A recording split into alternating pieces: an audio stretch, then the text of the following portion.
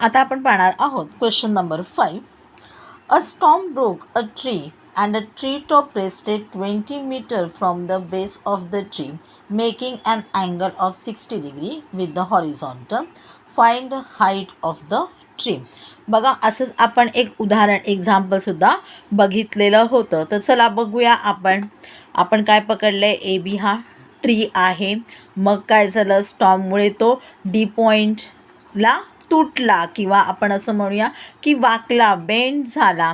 Okay, आणि काय झालं, एडी जो आहे तो कुठे पडला, सी पॉईंटवरती पडला. त्याच्यामुळे काय झालेलं आहे, A D is equal to C D येणार आहे आपला. लिहून घेऊया.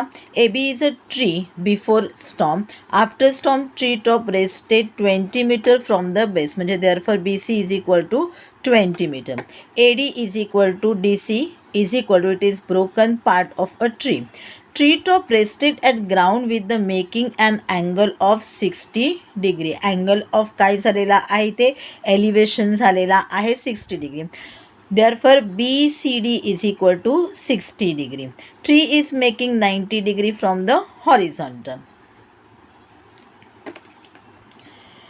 आता काय शोधायचं आपल्याला, हाईट ऑफ द ट्री म्हणजे ए बी शोधायची आहे.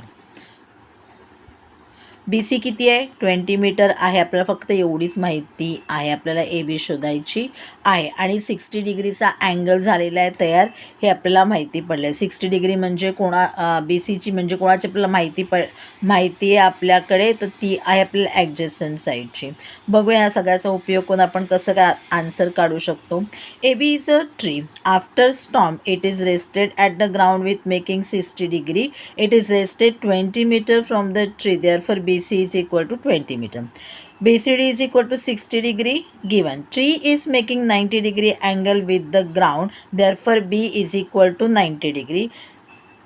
Triangle DBC is equal to angle D B C किंवा म्हणूया angle B, angle C plus angle D. तर आपण बी किती सांगितलं आहे, 90 डिग्री. अँगल सी किती आहे, 60 डिग्री. 90 प्लस 60 किती झाले, 150. 180मधून 150 मायनस झाले म्हणजे राहिले angle D is equal to 30 degree.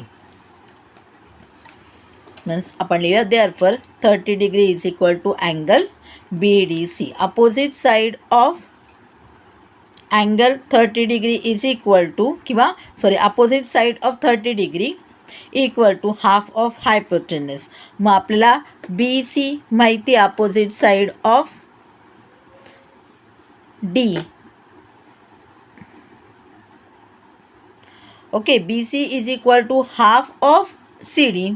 मग 20 is equal to half of C D म्हणजे therefore 40 metre is equal to C D. आपल्याला सी डी सी हे माहिती पडलं, म्हणजे ऑफकोर्स त्यात आपल्याला ए डी माहिती पडला. आता दोन ह्यांची माहिती पडली, आपण बी डी शोधून काढतो आणि मग आपण प्लस केलं की आपल्याला ए बी मिळणार आहे. बघूया आपण कसं काढू शकतो. Opposite side of 60 degree in the root 3/2 into hypotenuse. आता आपल्याला हायपोटेनस माहिती पडलेला आहे 40. मग आपण लिहिलं इन द रूट 3/2 इंटू 40. त्याच्या अगोदर आपण हवं तर साईड्स लिहून घेतलेल्या आहेत. B D is equal to in the root 3/2 into C D. Okay, 2 आणि 40 म्हणजे डिवाईड झाला, आन्सर आलं 20. म्हणजे आपलं therefore B D is equal to 20 in the root 3. जर इन द रूट 3चं आन्सर आपल्याला दिलेलं असेल, व्हॅल्यू दिलेलं असेल, तर आपण एक्झॅक्ट आन्सर काढू शकतो. दिलेलं नाही आहे, मग आपण ॲज इट इज ठेवलेलं आहे. मग आपण म्हटलं A B is a tree. A B is equal to A D plus B D because it is broken by the storm. Therefore A B is equal to 40 plus 20 in the root 3 metre. The height of the tree is 40 plus 20 in the root 3 metre. आता असे questions आपल्याला 1 मार्कासाठी येत नाहीत.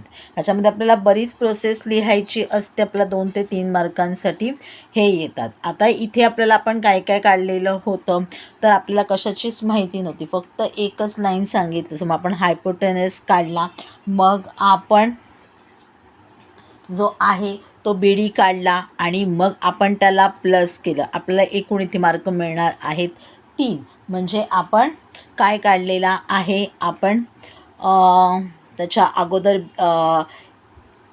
ए C काढलेला आहे आणि मग बी D काढलेला आहे आणि मग त्याला ए बी केलेला आहे. सॉरी, आधी आपण ए सी काढलेला आहे, मग आपण बी डी काढलेला आहे आणि मग आपण ए बी काढलेला आहे. काहीतरी उलटं होतं आहे का?